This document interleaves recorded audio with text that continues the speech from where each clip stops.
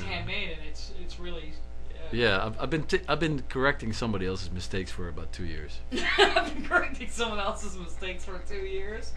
So it's sweet. That's about what it feels like. Oh my god! Yeah. It has 2 automobile batteries in it, like 12-volt batteries, and not like 2 6s. I started with the freaking flywheel was about to come loose. That could cut you in half when you're driving. That could be a That's problem. not going to be a good feeling, you know. That could be a problem. Yeah. So what else about it?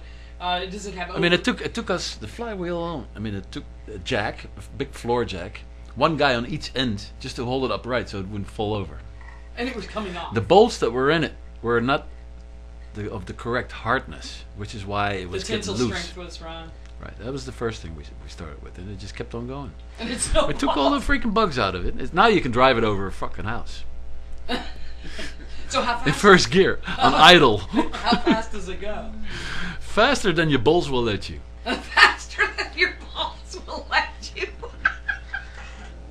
That is a really good term. That is really good. I mean, in third gear, I drove it over 17th Street Bridge one night. I felt like a god in his chariot. I really did. I was looking over the boats, over the bridge and everything, and driving this fucking monster, you know, and it was late at night. And I was in third gear, and I had like 15 RPMs, 1500 maybe, and I was already at like 55, 60, you know. Oh my god! How tall? So I mean, how it'll tall go are those faster wheels? than you want to go. Believe me, Especially the because you also got to stop it. I don't care if it's got disc brakes in the front; it's still a heavy monster. So to stop it, it's going to take some distance. Do you know what it weighs? No, I never weighed it, but you know, if the flywheel alone takes a floor jack and 3 guys, you can imagine what the rest of it is. It's like a That's 7,000-8,000 pounds. That's not a flywheel. That's a You know, manhole cover. in my old country where I come from, you would have to have a freaking truck driver license, you know, just because of the weight, you know. And the sprockets on it, you know, that are chain driven and all that. That's the first. Actually, I should say that is the very first thing I checked. Was the little pins that go through the things on the chain You checked to see if everything was there. Yeah. On both sides. I made sure that I bent a few, you know, so they wouldn't come out. You know? Oh my god. Yeah.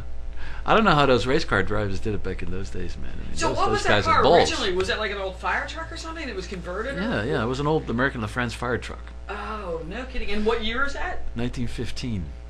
Incredible. I don't know if the chassis is the 1915. It might very well be, but it had the title because of the engine. The engine is really, when you think about it, That's a boat engine, isn't it? it's a boat engine. It's a marine engine, and you know, the people in the know would probably think it's sacrilege that somebody put that engine into that car. Blasphemy. Because So- those engines, Van Blorck was a Dutch immigrant, and he had a very successful shop in the was it Detroit area, in the early teens. In fact, he was so successful, he put them in race boats, and you know, they won races like the famous boats like Kitty How Hawk and many everything. liters His marine engines were more money than a Duesenberg marine engine at the time. How many liters was each cylinder? You told me they were like 2 liters per cylinder or something. No, the engine is 17 liters. That equals like what, 1,100 cubic inch or something. I don't know, but it was pretty fucking big. A Corvette is 5.7 liter. This is 17 liters. Whoops. You know, you could have a Corvette next to you at the light, and you could look down on him, and the guy goes, "What you got in it?" "Well, I got 17 liters. What do you got, you?" You know? "Oh, I got 5.7. You know, okay, yeah, Oh the my Corvette God. may be faster How from many me. gears does it have, and what does the transmission have? 3 gear. Transmission only is also 3 gears? American LaFrance. Yeah, No kidding. And so how old is the transmission? that's early teens too. Everything on the car is early teens. Wow. What about the instrumentation and stuff like that? That's is that that's modern, but it's a made to look remake of old with some- you know, with the brass rings around it. But it still looks good. If it looks Oh yeah, good, no, it looks period. Yeah. Yeah, it looks period. Yeah.